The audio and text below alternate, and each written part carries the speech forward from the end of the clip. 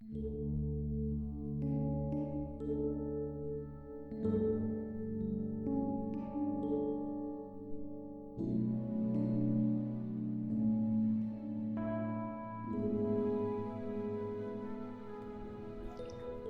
pagi saudara yang dikasihi Tuhan.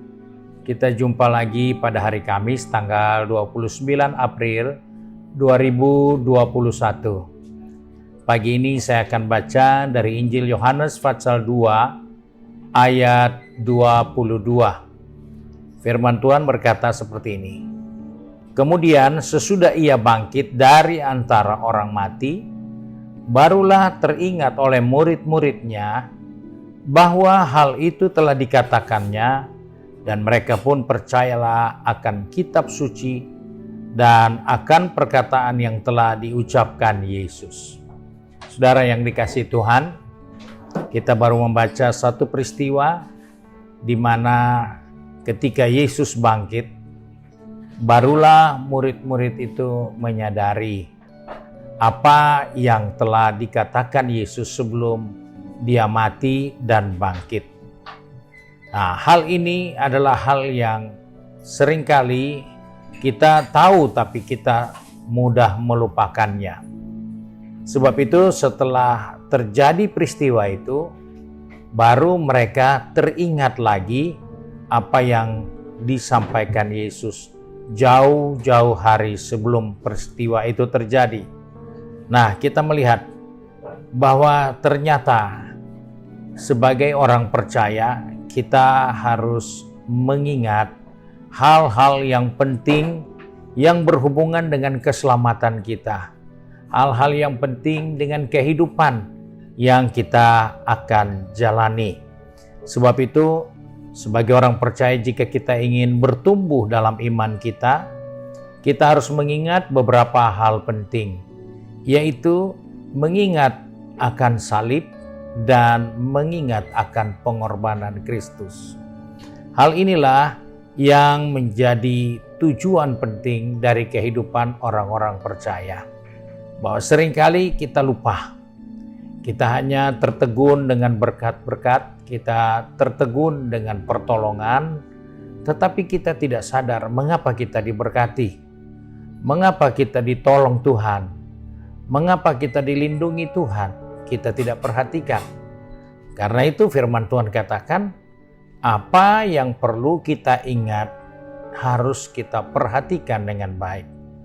Rasul Paulus pernah berkata di dalam 1 Korintus pasal 2 ayat yang kedua, dia berkata sebagai berikut, sebab aku telah memutuskan untuk tidak mengetahui apa-apa di antara kamu selain Yesus Kristus, yaitu Dia yang disalibkan.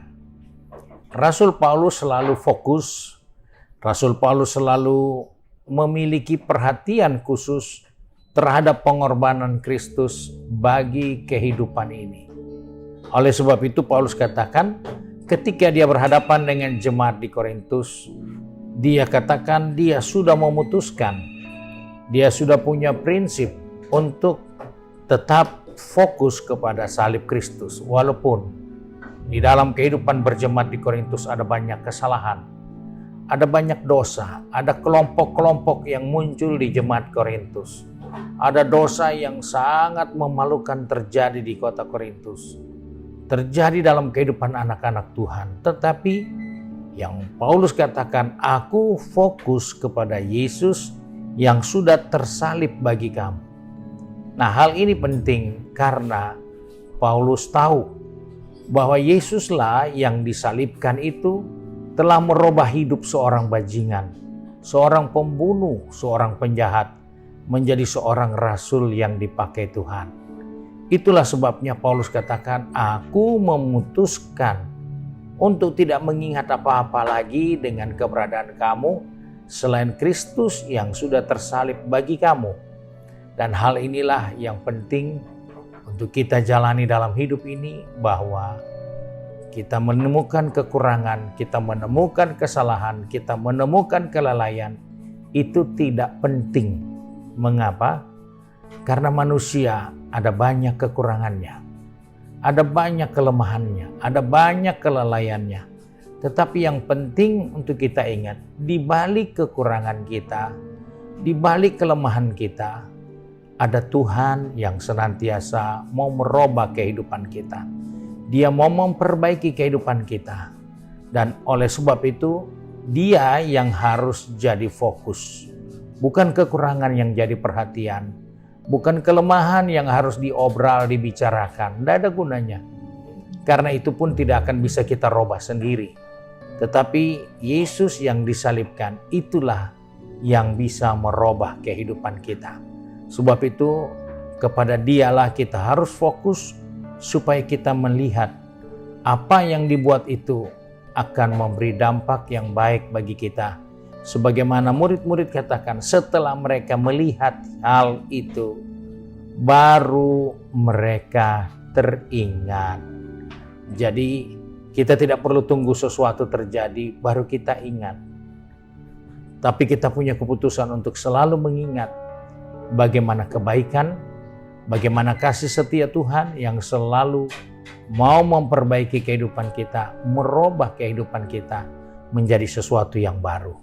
Pagi ini mari kita akan satu di dalam doa. Kembali kami datang kepada Bapa di surga dengan mengucap syukur karena oleh kasih setia Tuhan, Engkau memperbaiki kehidupan kami dari kehidupan yang rusak menjadi kehidupan yang berkenan dan mempermuliakan Tuhan. Sebab itu Bapa, tolong kami untuk setiap hari kami fokus kepada pengorbanan-Mu, kami fokus kepada salib yang memperbaiki kehidupan kami. Kami tidak melihat hal-hal yang mau merusak dan membuat kami lupa akan kasih setia Tuhan. Sebab itu Bapa, pagi hari ini pegang tangan kami, atur langkah kaki kami. Baik yang sudah pergi bekerja, yang akan bekerja. Baik yang sudah pergi berdagang maupun yang akan pergi berdagang. Juga begitu dengan yang akan belajar, juga yang tinggal di rumah. Tuhan tolong kami supaya kami fokus kepada hal yang penting, yaitu Yesus yang tersalib bagi kami, yang merubah kehidupan ini, membawa kami kepada hari depan yang penuh harapan. Terima kasih Bapa untuk berkat-Mu hari yang baru ini. Sebab itu kami bersyukur dan berdoa. Di dalam nama Tuhan Yesus Kristus, Juru Selamat kami, majikan kami yang baik dan setia. Haleluya. Amin. Puji Tuhan, besok kita bisa ambil bahagian dalam doa puasa penyangkalan diri.